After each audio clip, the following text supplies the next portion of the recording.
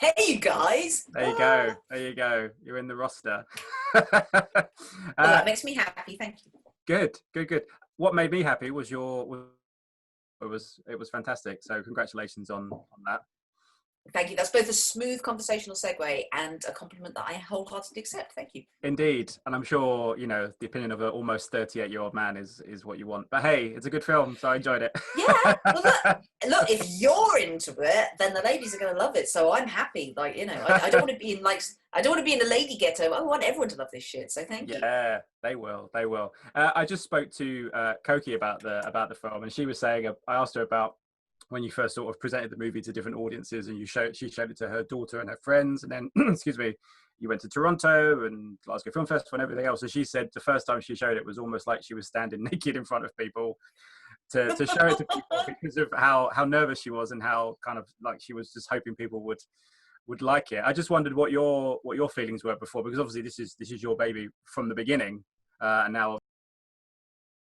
No, well, I mean, on the one hand, it's I can't now remember my actual teenage years because now I've seen him in a movie, and Beanie Feldstein is so much a better me than I was. Like, kind of.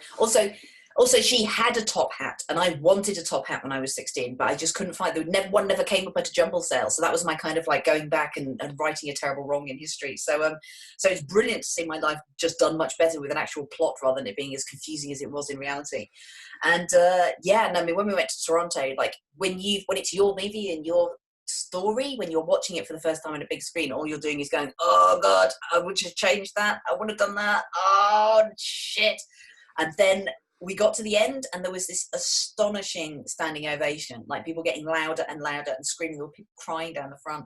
And me and Coky and Alfie and Beanie all went on stage, and it got louder and louder, and I could see Alfie and Beanie's hearts beating through their shirts, and I was exactly the same. We were all just standing there going, "Oh my God, it's okay. Oh, thank God they liked it," because all you want to do is make something that people like. Like, that's all you want to do. Like, I'm not trying to impress anyone.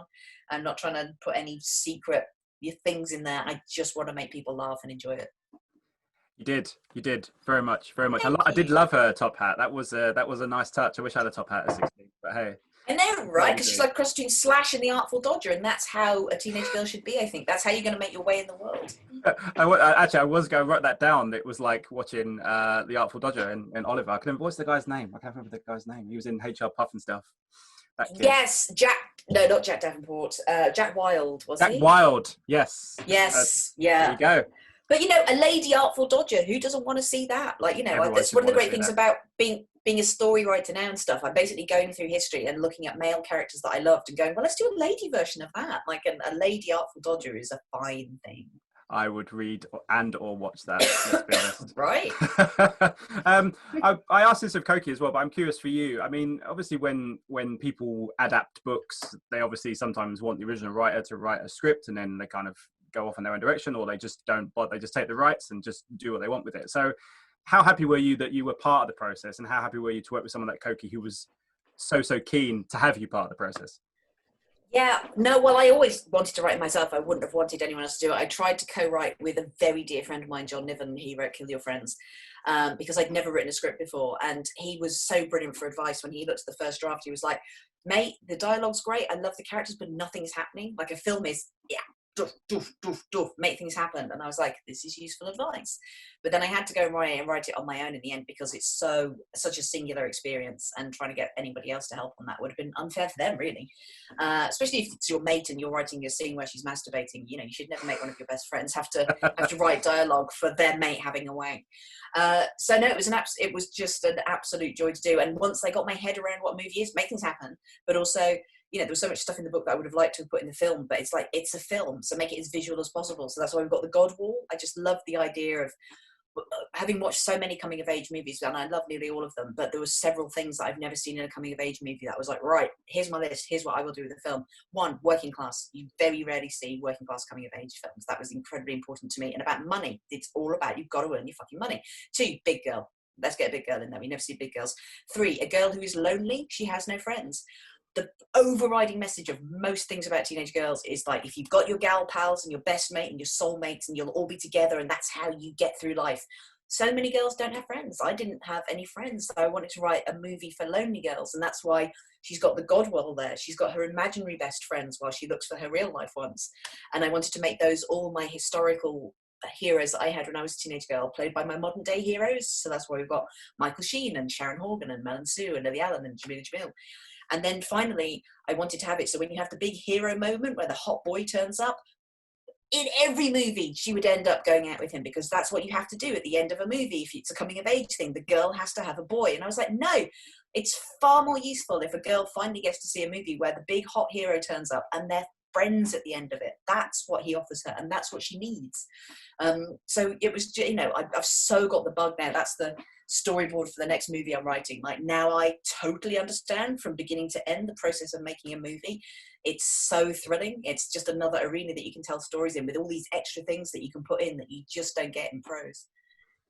Yeah, and one of the things I really liked about the movie, I said this to Coky as well, is that, you know, it makes no bones about what it is. It's about teenage life, and teenage life is scary, and teenage life can be traumatic, but also you're allowed to make mistakes. And it's one of those things that in teenage movies, you kind of, everything seems a little bit sometimes too sugary and too safe, if you like. Whereas this one, I felt like you guys took risks and also said, you know, this is how life is at 16. Sometimes you can afford to make mistakes because it might make you a better person. How important was all of that to you, that you had all that as part of the narrative?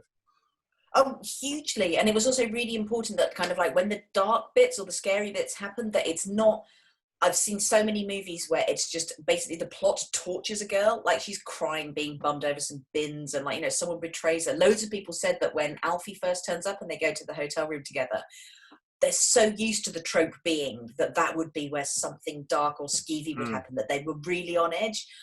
This tells us something terrible about the films that we keep giving girls. Like, when we were looking through a cast of like, sort of like, you know, young actresses, and you look at their experience, most of it has been screaming in horror movies, like, you know, cowering in a basement before being strangled. And I was like, that just doesn't happen that often to teenage girls. Let the mistakes that she goes through be, you know, and the dark things, they're all stuff that she's brought on herself. I don't want to torture this girl. I'm going to keep her safe all the way through this movie. We're going to see her being a dick. We're going to see her making mistakes, but she's not going to be tortured by the world. Like, I don't want teenage girls to watch movies where they're scared that the world is going to punish them. Like, you know, it won't. You are usually the person who punishes yourself that most. And that's why I wanted to put the self-harm scene in as well. Like, you know, girls punish themselves. And I used to self-harm when I was a teenager because it was very fashionable at the time. Courtney Love used to do it.